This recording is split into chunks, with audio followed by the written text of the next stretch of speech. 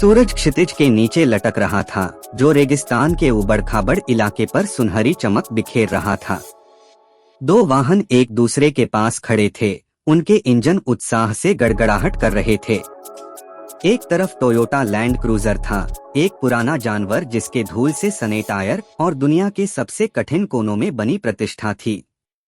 दूसरी तरफ मर्सिडीज मैबैक था, एक चिकना और चमकदार विलासिता का प्रतीक, जिसके क्रोम विवरण ढलते प्रकाश में ताज की तरह चमक रहे थे।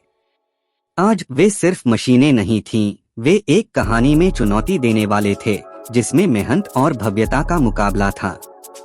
लैंड क्रूजर सबसे पहले आगे बढ़ा। इसका ड्राइवर मुस्कुराते हुए आसमान टीलों को आसानी से पार कर रहा था। यह जंगल का अनजान नहीं था। इसका चौकोर ढांचा और ऊंची जमीन से दूरी इसे रेत और चट्टानों के बीच से गुजरने देती थी। V8 इंजन एक स्थिर गर्जना के साथ खड़ी चढ़ाई पर चढ़ रहा था। सस्पेंशन लचक रहा था और खुद को समायोजित कर रहा था, चारों पहियों को जमीन पर टिकाए रखते हुए, मानो धरती भी इसके संकल्प को हिला न सके।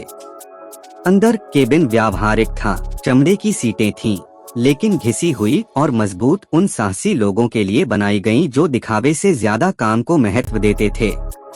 क्रूजर को किसी को प्रभावित करने की परवाह नहीं थी, यह काम करने के लिए था, चाहे वह सहारा को पार करना हो या मॉनसून में सामान ढोना।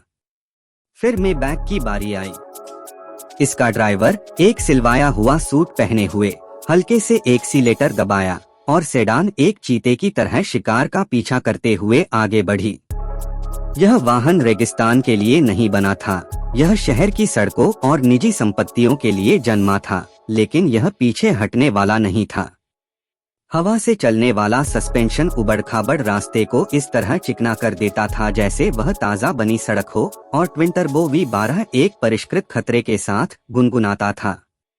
अंदर केबिन एक आश्रय था, मसाज करने वाली सीटें जो रजाईदार चमड़े में लिपटी थीं, परिवेश प्रकाश जो लकड़ी के ट्रिम को नरम चमक में नहलाता था, और पीछे एक शैंपेन चिलर चुपचाप गुनगुना रहा था। मैबैक ने इलाके को जीता नहीं, बल्कि उसे नजरअंदाज कर दिया, एक क्रूर परिदृश्य को मामूली असुविधा में बदल दिया। जैसे जैसे दिन बीतता गया, चुनौतियां बदलती गईं। एक संकरी पहाड़ी पगडंडी ने उनकी हिम्मत का अगला इम्तिहान लिया। लैंड क्रूजर तेजी से आगे बढ़ा। इसके off-road system, crawl control, locking differential, तंग मोड़ों और खतरनाक ढलानों को आसान बना रहे थे। इसने एक बार एक चट्टान को खरोंचा, लेकिन स्किड प्लेट्स ने इसे सम्मान के बैज की तरह झटक दिया। मैबैक हालांकि रुक गया। इसका लंबा व्हील बेस और कम क्लियरेंस इस खेल के लिए उपयुक्त नहीं था।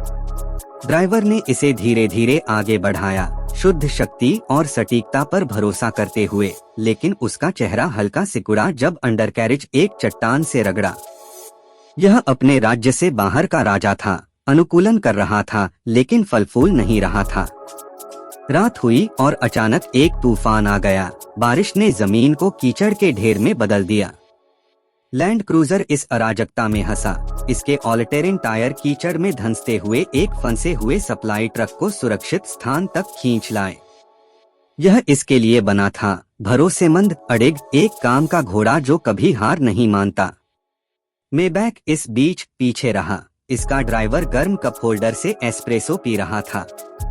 यह असहाय नहीं था, इसका ऑलिव व्हील ड्राइव इसे स्थिर रखता था, लेकिन यह उसकी लड़ाई नहीं थी।